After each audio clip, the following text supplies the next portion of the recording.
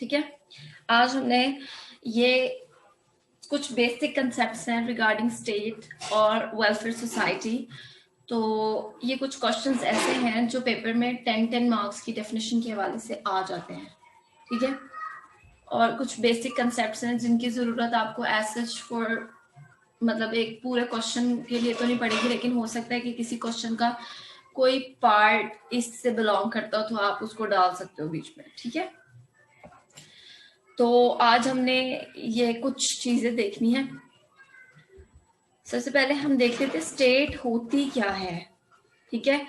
और different political philosophers हैं या पॉलिटिशियंस हैं जिन्होंने हमें स्टेट की डेफिनेशंस दी हैं। तो मैंने यहाँ आई गेस 2 डेफिनेशंस ऐड की हैं। आपने एक डेफिनेशन या 2 डेफिनेशन लाजमी याद करनी है और पेपर में उसको उसी तरह लिखना है, मतलब कि किस पॉलिटिशियन या किस पॉलिटिकल फिलोसफर ने ये डेफिनेशन दी थी, ठीक है। लाजमी अगर इस तरह का कुछ आता है कि स्टेट के हवाले से कोई क्वेश्चन आया तो आपने स्टेट की डेफिनेशन वुड्रो विल्सन के नाम से या एरिस्टोटल के नाम से लिखनी है, राइट।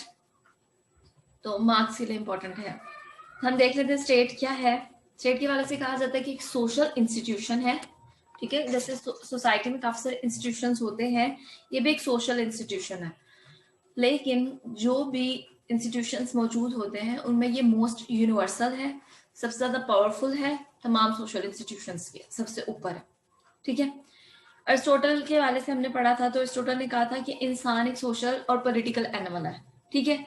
तो एक स्टेट में रहना सही है, अरिस्टोटल के मुताबिक इंसान होने के बराबर ही है। अगर आप स्टेट में रह रहे हैं तो आप इंसान हैं, अगर आप स्टेट में मैम यस ये वुडरो विल्सन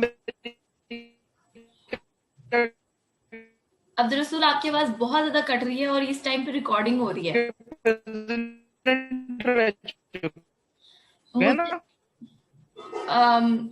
अब्दुल रसूल, ओके आपकी आवाज ना इतनी ज्यादा डिस्टॉर्टेड है, I just can't understand what are you saying. Can you please type?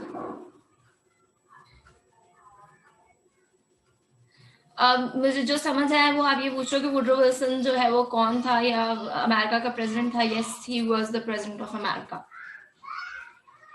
अच्छा, मतलब एरिस्टोटल के हवाले से हमने पढ़ा था कि एरिस्टोटल ने कहा था कि अगर कोई इंसान है उसको स्टेट में रहना जरूरी है, ठीक है। एक इंसान है वो स्टेट में रहेगा, और अगर वो स्टेट में नहीं रह रहा तो या तो इंसान नहीं है या फिर मतलब खुदा है या फिर कोई जानवर है, क्योंकि वो ही 2 लोग जो है वो स्टेट में नहीं रह सकते, ठीक है।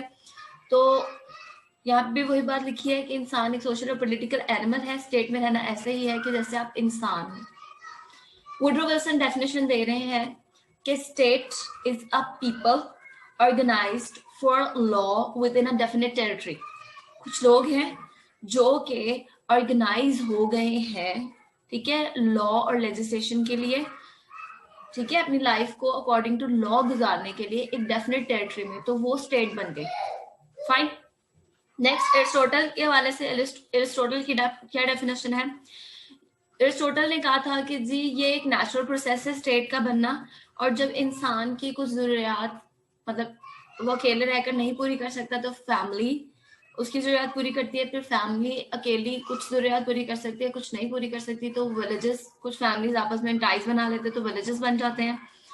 फिर विलेजेस जब आपस में टाइज बनाते हैं तो एक हमारे पास नेशन स्टेट बन जाती है, ठीक है। तो हम यहाँ पे डेफिनेशन में भी देख रहे हैं कि वही बात लिखी हुई है कि union of the families and villages having for its and, मतलब कि अपनी जरूरतों के लिए, ठीक है, जुड़ रहे हैं। अब वो एंड क्या है? A perfect and self sufficing life. Perfect life चाहिए, सेल्फ सफाइजिंग लाइफ चाहिए उन लोगों को, बाय विच इट मेंट अ, जिस मतलब सेल्फ सफाइजिंग को परफेक्ट लाइफ से क्या मुराद है? Happy and honourable life, okay. Union of the families and villages having for its end a perfect and self-sufficing life, by which it meant a happy and honorable life. अगर आपको पता हो, Aristotle ने कहा था हर चीज का एक टीलोस होता है, मेन ऑब्जेक्टिव होता है, मेन टारगेट होता है जिसके लिए वो बनी होती है, और इंसान का टीलोस क्या है? कि वो खुश रहे। तो यहाँ पे वो यही कह रहे हैं कि स्टेट का बनाने का मकसद यही है कि इंसान हैप्पी रहे और एक अच्छी ऑनरेबल इज्जतदार जिंदगी गुजारे, ठीक है। नेक्स्ट क्या है, वो कह रहे हैं कि G elements of the state क्या है, स्टेट किन चीजों से मिलकर बनती है। तो स्टेट जो है ना उसके 4 एलिमेंट्स हैं, जिनमें से 2 पॉलिटिकल हैं और 2 फिजिकल हैं।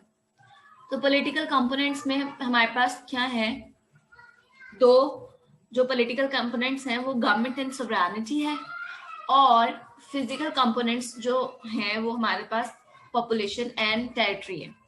तो ये 4 चीजें जब मिल जाएंगी ना, एक टेरिटरी हो उसमें कुछ लोग रह रहे हो, ठीक है, उनकी कोई गवर्नमेंट हो और वो सॉवरन हो, वो अपने फैसले करने में खुद मुख्तार हो, वो जो चाहे अपने लिए चूज कर सके, तो फिर एक स्टेट बन जाती है।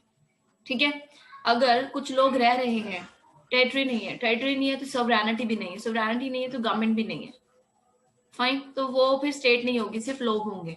और अगर टेरिटरी है वहां पर कोई लोग ही नहीं है तो फिर भी कुछ नहीं है, फाइन। तो ये 4 कंपोनेंट्स मिलके एक स्टेट को जन्म देते हैं। नेक्स्ट हमारे पास एक कंसेप्ट है कि स्टेट और सोसाइटी में क्या फर्क है। ठीक है, तो सबसे पहले जी हमने बहुत जगह ये देखा है कि जी स्टेट को और सोसाइटी को एक ही मतलब में इस्तेमाल कर लेते हैं, लेकिन ऐसा नहीं है। स्टेट और सोसाइटी में फर्क है। स्टेट क्या है, काफी सारे जब लोग जमा हो जाते हैं, ठीक है, फैमिलीज, ग्रुप्स, इंडिविजुअल, तो स्टेट बनती है, फाइन। और उनके कुछ ना कुछ नीड्स होते हैं जिनकी बेस पे वो एक दूसरे से जुड़े हुए थे। इसके बजाय जो क्या नाम है हमारे पास, सॉरी, फिर स्टेट क्या है, स्टेट जो है वो सोसाइटी का एक हिस्सा है, लेकिन उसकी कोई फॉर्म नहीं है। मतलब ऐसा नहीं कह सकते कि सोसाइटी ही स्टेट बन गई है, नहीं, लेकिन उसका एक हिस्सा है, सोसाइटी का एक हिस्सा स्टेट भी है। ठीक है, अब दोनों में हम डिफरेंसेस देख लेते हैं। सबसे पहले क्या हुआ था कि लोगों ने एक साथ जब रहना शुरू किया ना, तो मुआशरा वजूद में आ गया, यानी कि सोसाइटी बन गई। ठीक है, फिर काफी सारी सोसाइटीज जब ज्यादा ऑर्गेनाइज हुई तो उन्होंने स्टेट बना दी। तो इसका क्या मतलब है कि सोसाइटी पहले बनी, लोगों ने ग्रुप्स में रहना शुरू किया, उसने एक मुआशरे की तश्कील दी, फिर काफी सारे जब मुआशरे मिल गए या एक ही मुआशरा थोड़ा सा ज्यादा एडवांस हुआ, तो क्या हुआ, उसने स्टेट बना दी। यस किरण, कुछ पूछना है आपने?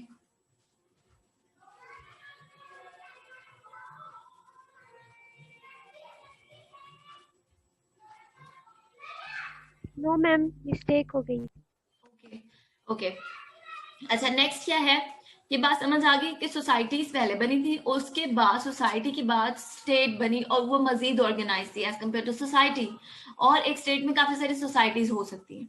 ठीक है, फिर स्टेट का जो था ना स्कोप, वो वाइडर देन सोसाइटी था। ठीक है, लेकिन सोसाइटी का स्टेट जो है वो स्कोप लिमिटेड था। सोसाइटी में आप समझ लो एक ग्रुप है, ठीक है, वो ग्रुप अपने ही जो भी उसके इंटरेस्ट है उनको परस्यू करने की कोशिश करेगा। लेकिन एक स्टेट में मैंने आपको बताया बहुत सारी सोसाइटीज हो सकती हैं, तो स्टेट को उन सब सोसाइटीज के इंटरेस्ट को देखना होता है, उसके मुताबिक काम करना होता है। ठीक है, तो इसका स्कोप वाइडर हो जाता है as compare to the scope of the society. ठीक है, देन क्या है हमारे पास कि स्टेट की टेरिटरी फिक्स्ड होती है।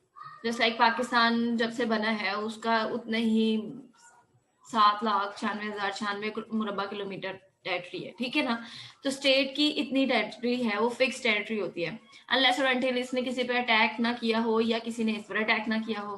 ठीक है, लेकिन सोसाइटी की कोई फिक्स टेरिटरी नहीं होती। फाइन, हो सकता है कि सोसाइटी एक जगह पे रह रही है, फिर जो है वो अपनी लोकेशन चेंज कर ले, या सोसाइटी, एक तरह की सोसाइटीज 2-3 जगहों पे एग्जिस्ट कर सकती है। फाइन, देन क्या है, स्टेट एक पॉलिटिकल ऑर्गेनाइजेशन है, इसमें गवर्नमेंट होती है, स्टेट में सोवरेनिटी होती है, लेकिन सोसाइटी में ऐसी कोई चीज नहीं है, ना सोसाइटी में गवर्नमेंट होती है ना ही कोई सोवरेनिटी होती है। सोशल ऑर्गेनाइजेशन है, बस लोग अपने मफादात के लिए एक दूसरे से रिलेशंस बनाते हैं, तो मुआशरा वजूद में आ जाता है। लेकिन ना सोसाइटी आप देखते हो कि लॉज बना सकती है, ना ही उन लॉज को एग्जीक्यूट कर सकती है, ना ही सोसाइटी में कोई जुडिशरी होती है जो है लोगों के डिस्प्यूट्स के फैसले करे। लेकिन स्टेट में ये सारी चीजें मौजूद होती है। ठीक है, state has the power to enforce the laws, so it is a legal association. अब as I've said कि स्टेट में लेजिस्लेचर मौजूद होता है, ये लॉज बना सकती है, इसके पास अथॉरिटी होती है, पावर होती है। ठीक है, उन लॉज को इम्प्लीमेंट करवाने की और एग्जीक्यूट करवाने की। लेकिन सोसाइटी में ऐसा कुछ भी नहीं है। फाइन, सोसाइटी में जो लोग रह रहे हैं उनको स्टेट के लॉज और रूल्स एंड रेगुलेशंस को फॉलो करना पड़ता है। Am I clear by now?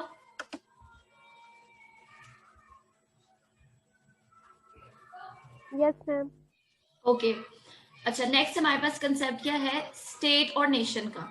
अब नॉर्मली हम जब बात करते हैं तो हम कौम को और मुल्क को एक ही मतलब में ले लेते हैं, ठीक है, लेकिन ये एक मतलब नहीं है, दोनों एक दूसरे के सिनोनिम नहीं है, बहुत फर्क है। अब क्या फर्क है हम ये देखते हैं।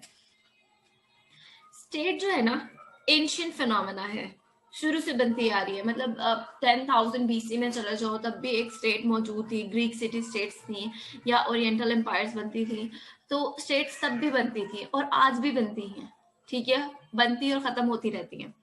लेकिन नेशन एक मॉडर्न फिनोमेना है।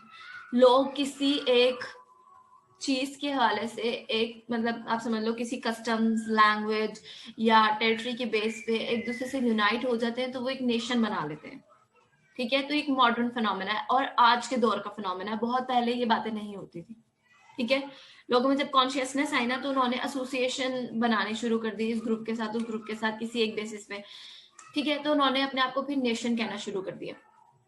देन क्या है, स्टेट एक लीगल पॉलिटिकल सिस्टम है, लीगल पॉलिटिकल सिस्टम है, लॉज बना सकता है, हुकूमत करते हैं, इनके पास अल्टीमेट अथॉरिटी होती है। लेकिन नेशन क्या है, रेशियल कल्चरल इन नेचर है। अब दैट हम अगर पाकिस्तानी नेशन होने की बात करें तो हम ये बात करेंगे ना, हम एशिया से बिलोंग करते हैं, हमारा कल्चर ये है, हम इस रेस के लोग हैं, ठीक है, नेशन में ये बात आ जाएगी। लेकिन स्टेट की बात करेंगे तो वो लीगल और पॉलिटिकल सिस्टम है। फाइन, स्टेट जो है क्या कब वजूद में आती है, जब कुछ लोग ऑर्गेनाइज हो जाते हैं, जैसे वुड्रो विल्सन ने कहा था, people organise for law within a definite territory, तो स्टेट वजूद में आती है कि लोग किसी एक कानून के मुताबिक जिंदगी गुजारना चाह रहे हैं एक स्पेसिफिक एरिया में, तो वो स्टेट को जन्म दे देगी, ठीक है।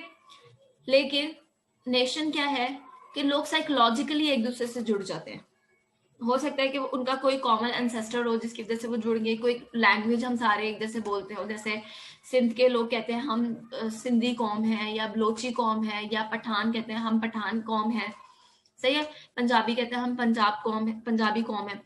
तो ये क्या होता है, ये साइकोलॉजिकल अटैचमेंट है, क्योंकि हमारी लैंग्वेज, कस्टम्स हमारे और पहनने ओढ़ने के तरीके, रिवाज, शादी करने के तरीके, ये सब क्या है, डिफरेंट है एक दूसरे से। तो वो जो चीजें हैं ना हमें फिर उन रिश्तों में जोड़ देती हैं, सही, साइकोलॉजिकल अटैचमेंट है। स्टेट जो है वो हमेशा सॉवरन होती है और उसे सॉवरन होना चाहिए। अगर स्टेट में सॉवरेनिटी नहीं है तो स्टेट नहीं होती वो, ठीक है। तो स्टेट एक सॉवरन इंस्टीट्यूशन है। लेकिन लेकिन अगर नेशन की बात की जाए तो हो सकता है कि नेशन में सॉवरेनिटी ना मौजूद हो, ठीक है, तो तब भी वो it will continue as a nation, उसका वजूद खत्म नहीं हो जाएगा। लेकिन अगर स्टेट में सॉवरेनिटी नहीं है तो उसका वजूद खत्म हो जाएगा, ठीक है। नेशन में सॉवरेनिटी हो ना हो, नेशन का वजूद रहेगा, ठीक है। देन क्या है, स्टेट में बहुत सारी नेशंस मौजूद होती हैं या हेट्रोजीनियस ग्रुप ऑफ पीपल मौजूद होते हैं, ठीक है। तो स्टेट क्या है हमारे पास, जैसे पाकिस्तान है, मैंने अभी बताया कि इसमें सिंधी, बलोची, पठान और ये पश्तून है, हजारा कम्युनिटी है, फिर पंजाबी हैं, तो ये सब हेट्रोजीनियस ग्रुप्स हैं, काफी सारी नेशंस हैं जिन्होंने मिलके हमारे पाकिस्तान की स्टेट को बनाया हुआ है। लेकिन नेशन में क्या है, आप देखते हो कि वो सब होमोजीनियस है, उनका कल्चर एक है, उनका लैंग्वेज एक है, उनका ओढ़ना पहनना एक है, उनका कोई कॉमन इंसेस्टर होगा, कॉमन डिसेंट के लोग होंगे, ठीक है, वो कुछ ना कुछ ऐसी वैल्यूज शेयर कर रहे होंगे जो एक दूसरे के साथ उनको जोड़ के रखती हैं। तो वो क्या है, होमोजीनियस इन नेचर है। तो स्टेट में काफी सारी नेशंस हो सकती हैं, लेकिन नेशन में सारे लोग तकरीबन एक ही रूट से बिलोंग करते हैं, तो वो नेशन बनती है। फाइन, आई गेस कि बहुत आसान सा कंसेप्ट था, इसमें कोई नहीं रॉकेट साइंस नहीं, तो आपको समझ आ गई होगी। आगे चलते हैं। स्टेट और गवर्नमेंट को भी बहुत सारे लोग जो है सिनोनिमस यूज करते हैं, लेकिन सिनोनिमस नहीं होती ये चीजें, दोनों एक दूसरे से डिफरेंट हैं। अब क्या डिफरेंस है इसमें, स्टेट हमारी पाकिस्तान है, लेकिन गवर्नमेंट किसकी है? इमरान खान की। ठीक है, तो स्टेट मैंने बताया था शुरू में कि 4 एलिमेंट से मिलकर स्टेट बनती है, जिसमें हमारे पास एक उसका एलिमेंट, एक उसका कंपोनेंट क्या है? गवर्नमेंट। स्टेट में 4 कंपोनेंट्स कौन कौन से हैं? Government, territory, population, sovereignty. ये आपने 4 चीजें लाजमी याद रखनी है, एमसीक्यू में भी आ सकती है, ये इंपॉर्टेंट है। ठीक है, 4 चीजें हैं क्या? Government, sovereignty, population, territory. और गवर्नमेंट क्या है? पार्ट ऑफ द स्टेट है। ठीक है, स्टेट के अंदर गवर्नमेंट होती है।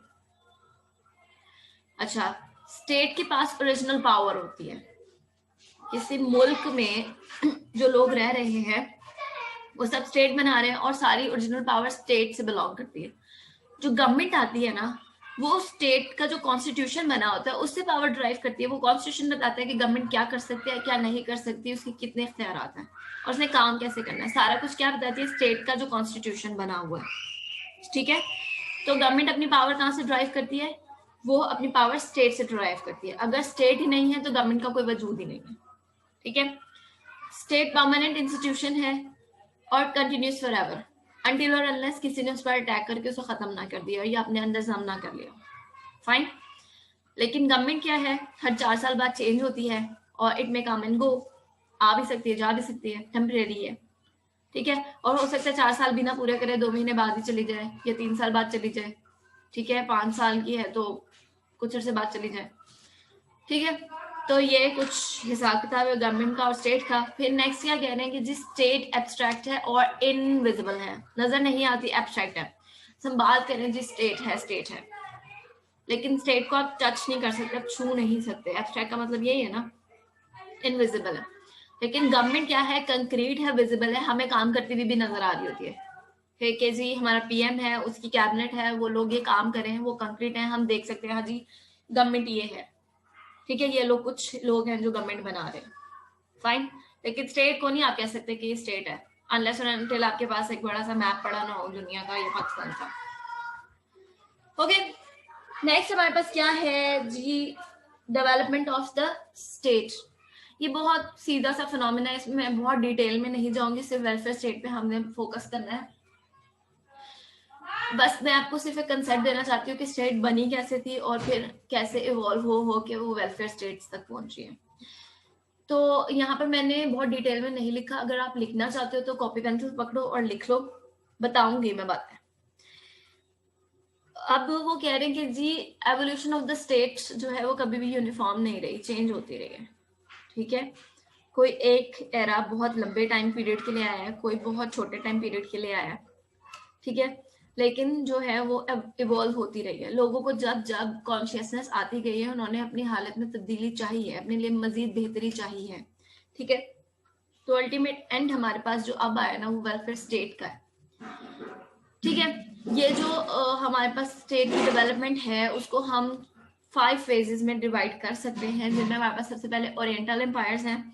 ये हमने हेगल में पढ़ा था। ओरिएंटल एम्पायर्स में क्या होता था? एक मोनार्क होता था और बाकी सारे उसके राया होते थे।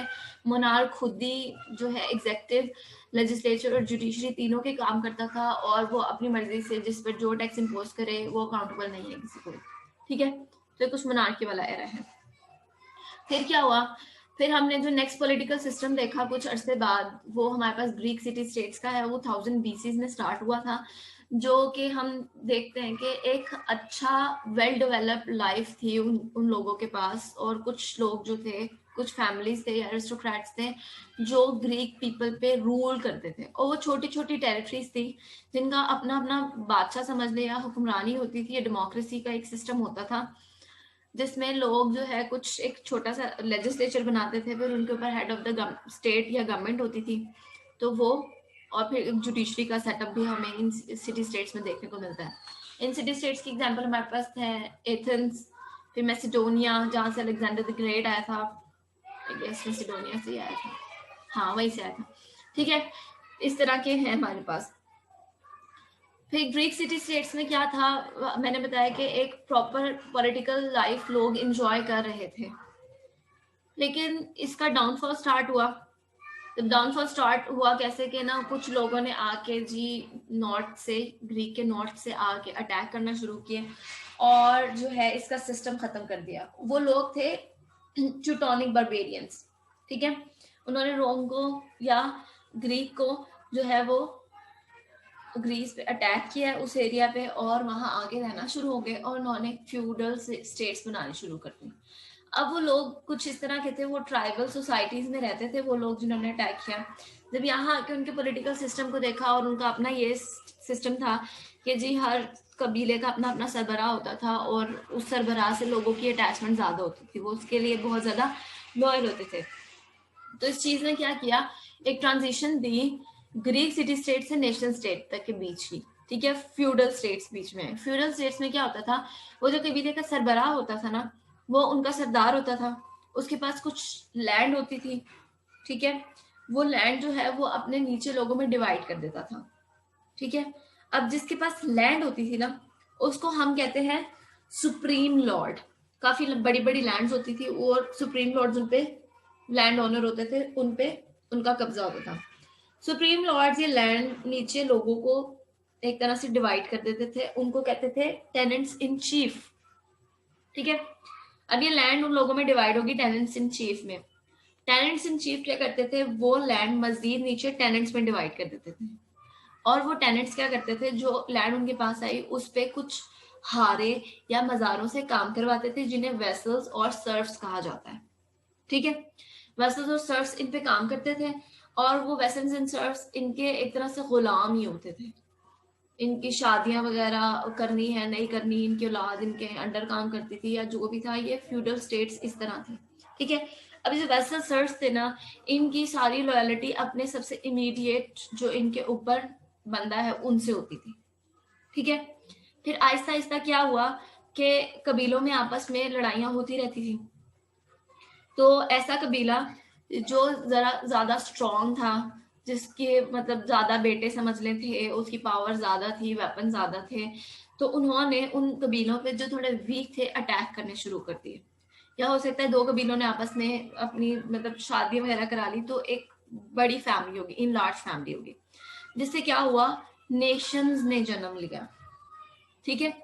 कुछ अटैक्स की वजह से, कुछ फैमिली टाइज बढ़ाने की वजह से कुछ नेशंस बन गई कि जी हमारी रूट्स तो इसमें है तो हम ये नेशन है। वो नेशन स्टेट्स वजूद में आ गई। फिर हमें नेशन स्टेट का सबसे ज्यादा कंसेप्ट जो है ना देखने में आता है यूरोप में, और यूरोप में भी इंग्लैंड में सबसे पहले हमने नेशन स्टेट को देखा था, ठीक है। अब इन्होंने अपने आप को ऑर्गेनाइज किया कि हम इंग्लिश कौम है, हम जो है इस इलाके में रहते हैं, हम बेहतर हैं जो लोग हैं फ्रांस वाले इलाके में रहते हैं उनसे, ठीक है। इन्होंने जब ये एक कंसेप्ट अपनाया ना, तो उस टाइम पे क्या था, इनकी और फ्रेंच लोगों की बनती नहीं थी, ठीक है। ऑल द टाइम ना इनकी लड़ाई होती रहती थी। तो जब इन्होंने अपने आप को एज अ नेशन ऑर्गेनाइज किया ना, तो फ्रेंच लोगों ने भी अपने आप को ऑर्गेनाइज किया और उनमें भी एक सेंस आना शुरू होगी कि हम भी एक नेशन है। तो अब क्या हुआ कि एक नेशन जो एक इलाके में रह रही थी ना, उसने उस इलाके में अपनी सोवरेनिटी कायम की, अपनी गवर्नमेंट बनाई, और हमने फिर उनको उन स्टेट्स को नेशन स्टेट्स कहना शुरू कर दिया कि ये जी इस नेशन की स्टेट है, ठीक है।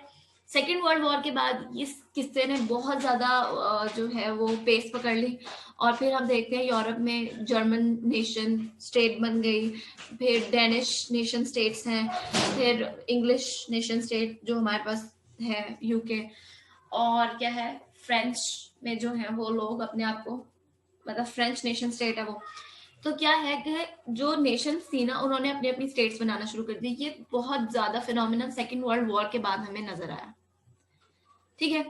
इसके बाद क्या हुआ कि नेशन स्टेट्स का कंसेप्ट जो था वो बेहतर था, लेकिन क्या हो रहा था कि जो नेशन थी ना वो आपस में बहुत ज्यादा लड़ती रहती थी। फ्रांस और आपको पता है कि ब्रिटेन की तो कभी बनी नहीं है, वो ऐसे ही है जैसे इंडिया पाकिस्तान। फिर जर्मनी का भी मसला बीच में आ गया था जिसकी वजह से सेकेंड वर्ल्ड वॉर और स्टार्ट हुई। उसके बाद क्या हुआ है कि अभी भी कुछ इस तरह के मसले चल रहे हैं। पिछले दिनों एक मसला चल रहा था कुर्द लोगों का, क्योंकि वो कहते हैं हम भी एक नेशन है तो हमें भी एक स्टेट दी जाए, और इलाका वो चाह रहे हैं कि ईरान का थोड़ा सा इलाका है, शाम का थोड़ा सा इलाका है, टर्की का काफी बड़ा एरिया उनको चाहिए। तो वो नेशन स्टेट का अभी भी झगड़ा चल रहा है। लेकिन अब सबसे मॉडर्न कंसेप्ट जो है ना वेलफेयर स्टेट का है। अब वेलफेयर स्टेट में ना जो भी लोग रह रहे हैं, चाहे वो किसी भी नेशन से बिलोंग करते हैं, उनको उनके राइट्स दिए जाएं, ठीक है, उनको उस मुल्क का, उस जगह का शहरी समझा जाए और वहाँ मौजूद सारी फैसिलिटीज उनको प्रोवाइड की जाए, चाहे वो किसी भी नेशन से बिलोंग करते हैं। तो ये नया कंसेप्ट है वेलफेयर स्टेट का। अब मैं जो है ना मीटिंग को एंड कर दूं कि ना करूं? मैं मीटिंग को एंड कर रही हूँ, फिर हम इसको दोबारा स्टार्ट करते हैं, आप ज्वाइन करें, फिर हम वेलफेयर स्टेट पर हमने डिटेल में बात करनी है। ओके, कोई स्टेट्स की डेवलपमेंट की तो ये कुछ फेजेस थे डेवलपमेंट के, और फाइनल फेज जो अब आज के दौर में सबसे ज़्यादा एडमायर करते हैं और इस चीज़ पे अमल पैदा होने की कोशिश कर रहे हैं, वेलफेयर स्टेट है। वेलफेयर स्टेट होती क्या है, इसके हवाले से क्वेश्चन आता है कि वेलफेयर स्टेट होती क्या है, उसके फीचर्स क्या है और उनके फंक्शंस क्या है। तो सबसे पहले हम डेफिनेशन देख लेते हैं। मैंने पहले भी कहा था और अब भी कह रही हूँ कि जी डेफिनेशन आपने किसी एक या दो पॉलिटिकल फिलोसोफर्स की या फिर पॉलिटिशियंस की याद रखनी है और वहां जाके as it is inverted commas में लिखनी है कि ये इसने कहा था। तो इट विल बी वेरी कह लें कि आपके लिए मार्क्स गेनिंग होगा, ठीक है। तो वेलफेयर स्टेट में सबसे पहले हमारे पास डेफिनेशन है अब्राहम की, ठीक है। वो क्या कह रहे हैं, a community where state power is deliberately used to modify the normal play of economic forces, ठीक है। एक कम्युनिटी है, ठीक है, जहां स्टेट की पावर को यूज कर रहे हो, ठीक है, इकोनॉमिक फोर्सेस को मॉडिफाई करने के लिए, ठीक है, उनका जो काम है उसको मॉडिफाई करने के लिए, ताकि क्या हो, just to obtain more equal distribution of the income of every citizen, ठीक है।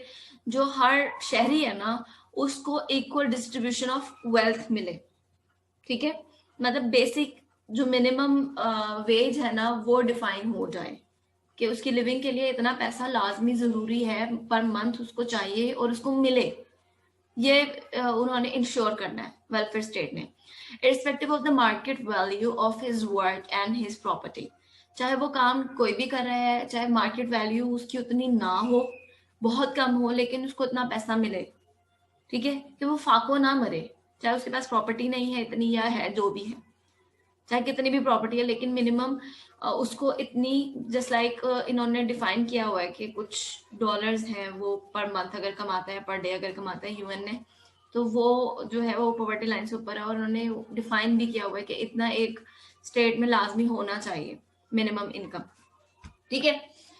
और दूसरी डेफिनेशन क्या है, टी.डब्ल्यू. केंट कह रहे हैं कि कोई भी स्टेट वेलफेयर स्टेट हो जाएगी जब वो अपनी सिटीजन्स को wide range of social services provide करे तो, ठीक है, मतलब हेल्थ का ध्यान रखा जा रहा है, एजुकेशन सर्विसेज का ध्यान रखा जा रहा है, और भी 100 मसले होते हैं। जैसे लाइक अगर एक इंडस्ट्री में कोई बंदा है उसका हाथ कट गया कोई भी काम करते हुए, तो फिर उसको सोशल सर्विसेज या कुछ मिनिमम वेजेस मिलती जाए जब तक कि वो मरता नहीं है, ठीक है। तो ये चीजें इंश्योर करनी है किसने, स्टेट ने, किस तरह, लेजिस्लेशन के थ्रू, ठीक है। So it can be elaborated कि जी स्टेट का जो वेलफेयर स्टेट का जो प्राइमरी पर्पस है वो क्या है, सिटीजन्स को सिक्योरिटी तो प्रोवाइड करना है ही, लेकिन वेलफेयर स्टेट का क्या मकसद है, को एक स्टेप आगे चली जाती है, ठीक है। अब सिटीजन्स को फाको से भी बचाती है, और अगर उनका कोई ऐसा इनकम का सोर्स नहीं है जो उनको कम से कम जो है एक इतनी लाइफ गुजारने में हेल्प कर दे जो उनके जिंदा रहने के लिए जरूरी है, ठीक है, तो उनको वो सोर्स प्रोवाइड करे, उनको उतना पैसा मिले। जैसे हम देखते हैं कि हमारे जो है एक खुलफाए राशिदीन में हजरत उमर रज़ा अल्लाह अन्हु गुजरे हैं, जो जिन्होंने वजीफा मुकर्रर किया था बेवाओं का, बच्चों का और बूढ़ों का, जो अपना खर्चा अफोर्ड नहीं कर सकते थे उनके लिए, ठीक है। फिर उन्होंने एक और काम ये किया था कि जो लोग थे, मतलब कहते हैं ना जिम्मी लोग थे जो इस्लामिक स्टेट में रहते थे लेकिन मुसलमान नहीं थे, तो वो कुछ देते हैं पैसे स्टेट को, लेकिन अगर कुछ बूढ़े लोग हो जाते हैं ना जो वो पैसे नहीं दे सकते थे, तो हजरत उमर ने उनका माफ कर दिया था कि नहीं दे सकते तो हम लेंगे भी नहीं, ठीक है। तो वेलफेयर स्टेट ये है, ठीक है। फिर हमारे पास एक और डेफिनेशन है जीडीएच कॉले की, वो क्या कह रहे हैं, the welfare state is a society in which N assures in which मैंने क्या लिखा है, and assures minimum standard of the living and opportunity becomes the possession of every citizen. ठीक है, ये वेलफेयर स्टेट ऐसी सोसाइटी है जिसमें ओके मेरा ना इंटरनेट का कोई मसला हुआ है जिसकी वजह से इशू हुआ है, ठीक है। अच्छा, तो GHD कॉले क्या कह रहे हैं कि वेलफेयर स्टेट में हर किसी को मिनिमम स्टैंडर्ड ऑफ लिविंग और अपॉर्चुनिटीज प्रोवाइड की जाएंगी और सबके हाथ में मतलब होंगी, पोजेशन होगी हर सिटीजन का, तो वेलफेयर स्टेट है, ठीक है। अब हम देख लेते हैं कि फीचर्स क्या है वेलफेयर स्टेट के। तो पहला फीचर ये है कि emphasis on the worth of the man, ठीक है, कि जो भी इंसान है चाहे किसी भी कॉम, एथनिसिटी, रेस वगैरह से बिलोंग करता है तो उनको प्रोटेक्शन दी जाएगी, सही, उनको बेवजह कत्ल नहीं किया जाएगा, जस्टिस दिया जाएगा, सबको स्पीडी ट्रायल दिया जाएगा और साफ और सस्ता इंसाफ मिलेगा सबको, ठीक है। तो मैन की वर्थ पे बहुत ज्यादा एम्फेसिस होता है किसी भी वेलफेयर स्टेट में और इंसान की प्रोग्रेस के लिए कुछ काम भी किया जाता है, ठीक है। फिर अंडरटेक्स प्रोग्रेसिव मेजर्स, जो भी वेलफेयर स्टेट होगी ना तो वो इंसान की भलाई के लिए, बेहतरी के लिए कुछ ना कुछ मेजर्स लेगी। जैसे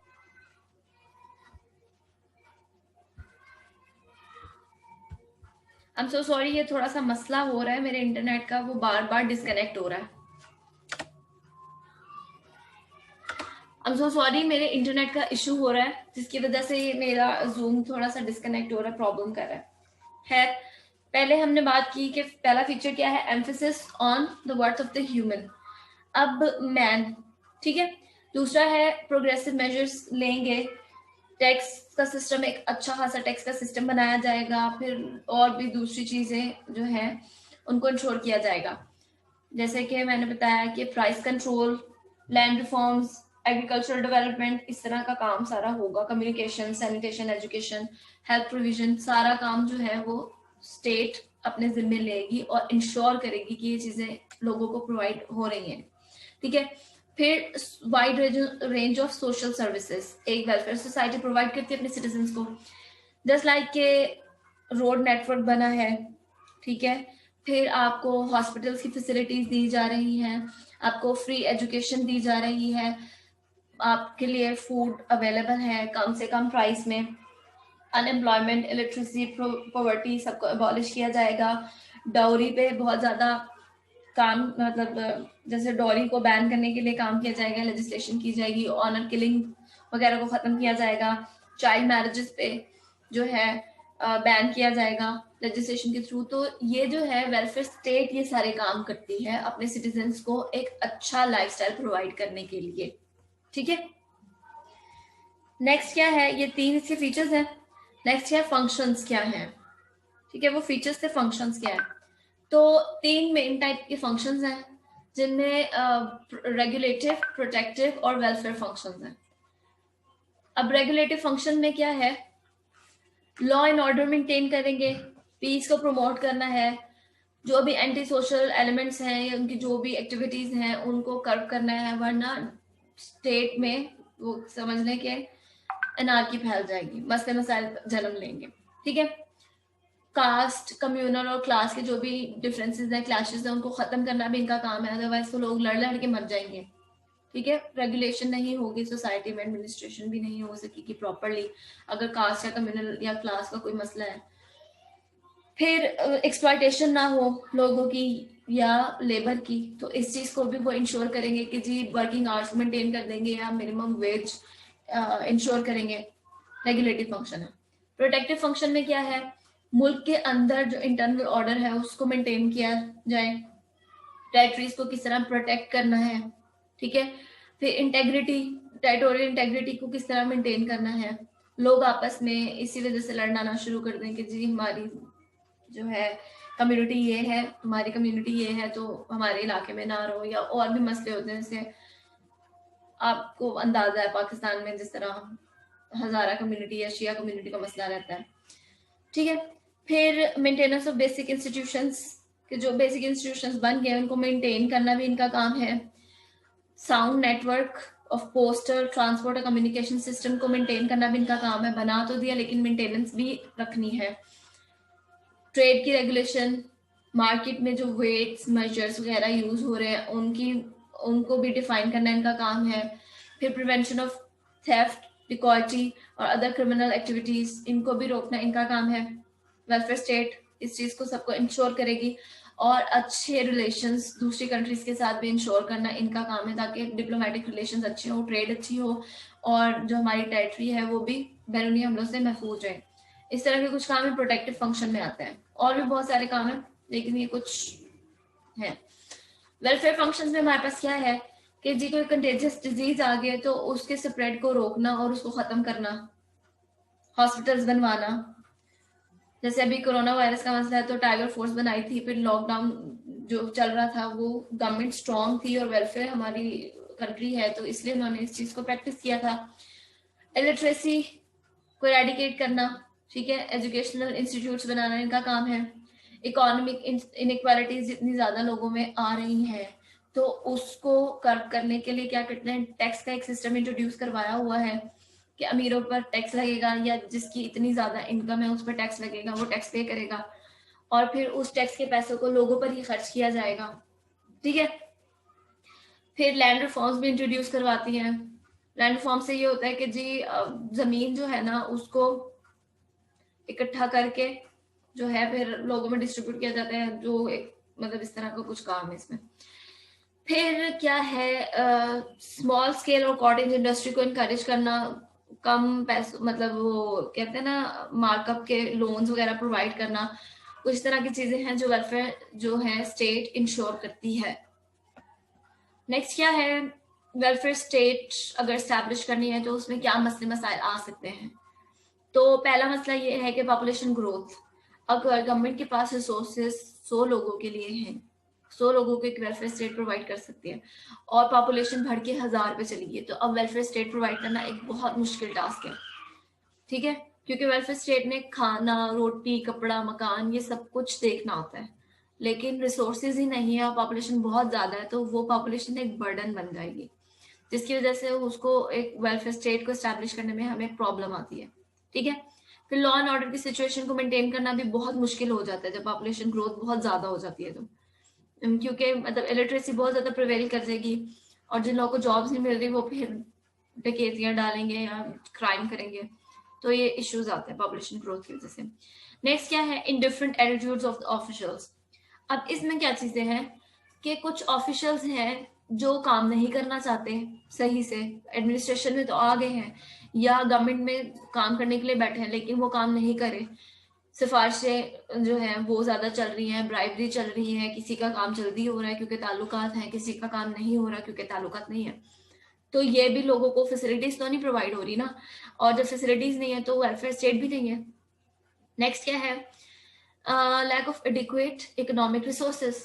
अगर आपके पास पैसे ही नहीं है तो आप ऐसे इदारे कहाँ से बनाओगे जो लोगों को एजुकेशन देंगे या फिर हेल्थ के लिए इंस्टीट्यूट्स कैसे बनाओगे, ठीक है। फंड्स चाहिए होते हैं, आपने एडमिनिस्ट्रेशन को जो भी काम करना है, बिल्डिंग्स बनानी है या लोगों को जो भी फैसिलिटीज प्रोवाइड करनी है, सड़कें बनानी है, मेट्रो बनानी है, पैसे चाहिए और अगर पैसे नहीं है तो आप वो काम नहीं कर सकते, उन प्रोजेक्ट्स पे काम नहीं होगा। फिर नैरो आउटलुक भी होती है। अब नैरो आउटलुक में क्या होता है कि लोग मतलब किसी एक स्पेसिफिक रेस को बहुत ज्यादा प्रेफर करेंगे या फिर एथनिसिटी को बहुत ज्यादा प्रेफर करेंगे, तो वो नैरो आउटलुक है। अब जो एक उस रेस का बंदा नहीं है जिसको नवाजा जा रहा है उसके लिए तो वेलफेयर स्टेट नहीं है ना ये, ठीक है। तो कुछ ऑफिशियल्स की नैरो आउटलुक जो है वो भी इस वेलफेयर स्टेट के एस्टैब्लिश करने में बहुत ज्यादा जो है एक हर्डल है, क्योंकि एक वेलफेयर स्टेट में ना सब लोग इक्वल है, चाहे किसी की कोई भी कास्ट है, किसी कोई भी नेशन है, कोई भी रेस है, कहीं से भी बिलोंग करता है, वो सब इक्वल है, सबको इक्वली ट्रीट करना है, ठीक है। नेक्स्ट है सोशल इवल्स। अब सोशल इवल्स में हमारे पास जैसे बहुत सारे हमारे कस्टम्स हैं, ट्रेडिशंस हैं। अभी मैं कुछ दिनों पहले एक आर्टिकल पढ़ी थी जिसमें वो हक, आई एम सो सॉरी मेरा इंटरनेट बहुत ज्यादा इशू कर रहा है, बार बार डिस्कनेक्ट हो रहा है। अच्छा बस बस थोड़ा सा ही रह गया। नैरो आउटलुक है लोगों की, नहीं नहीं आज ही पूरा करेंगे अब्दुल्ला, बस थोड़ा सा एक ही स्लाइड रह गया है, इसके बाद खत्म। नैरो आउटलुक बता दिया, सोशल इवल्स हैं, बाउंडेड लेबर है या फ्यूडल सोसाइटी है जो कि एक सोशल मतलब एक वेलफेयर स्टेट को एस्टेब्लिश होने ही नहीं दे रही होती, ठीक है। फिर इसके अलावा क्या है कि डिसिप्लिन और डिवोशन, ये दो चीजें लाजमी जरूरी हैं हर एक इंसान में जो एक स्टेट का पार्ट है। अगर वो डिसिप्लिन और डिवोशन से अपना काम कर रहा है ना तो स्टेट को वेलफेयर होना ही पड़ेगा या वो हो जाती है। और अगर वहाँ के ऑफिशियल्स में डिसिप्लिन ही नहीं है और डिवोशन ही नहीं है तो वेलफेयर स्टेट नहीं बन सकती, ठीक है। तो ये दो चीजें लाजमी चाहिए ताकि लोग जो लॉज बन रहे हैं उनको प्रॉपरली इम्प्लीमेंट करें, लोगों को आसानियां दें, और उनमें अगर दर्द होगा लोगों का तो फिर वो ये काम जिम्मेदारी से करेंगे, ठीक है। तो ये हमारी वेलफेयर स्टेट हो गई, ये अब खत्म हो गया, ठीक है। बस ये कुछ चीजें थी, आई होप कि आपको समझ आया होगा,